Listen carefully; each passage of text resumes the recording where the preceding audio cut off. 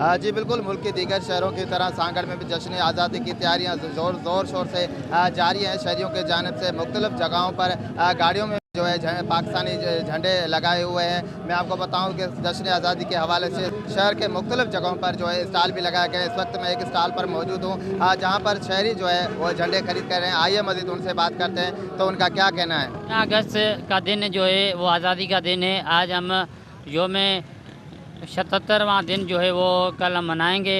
तो इस हवाले से हम तैयारियां कर रहे हैं। इस वक्त आप देख सकते हैं मेरे हाथ में झंडे हैं, ये मैंने टोपी भी ली है, ये ज़ेब तन कर हुए।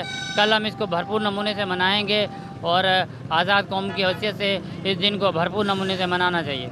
14 अगस्त बांगवा में मुल्क जो कि 14 अगस्त 1947 में आज़ाद बिदा बांगवा जो कि माशाल्लाह 70 में मुल्क जो कि आज़ादी रोशे ऐं मां आज़ादी तमाम वधिक जो कि वधी छुखानी तैयारियां खना गिंदे तो शॉपिंग कने पाकिस्तान झंडो आगे रहियूं रूमाल आगे रहियूं बैग दुमीद माशाल्लाह इंशाल्लाह जो कि बांगवा मां तमाम जोशो खरोश गुर जो कि पाकिस्तान आज़ादी रोश मलाइनो पाकिस्तान जिंदाबाद पाक फौज जिंदाबाद।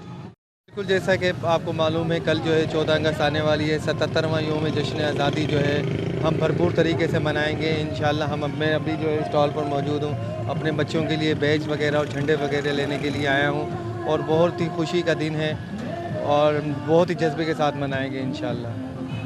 की बातें सुने, उनका कहना है कि जश्न आज़ादी जो है हम भरपूर नमूने से मनाएंगे। इस वक्त भी जो है मुख्तलिफ के दीगर शहरों की तरह सांगड़ में भी जो है जश्न आज़ादी की तैयारियाँ ज़ोर शोर से जारी हैं। जी।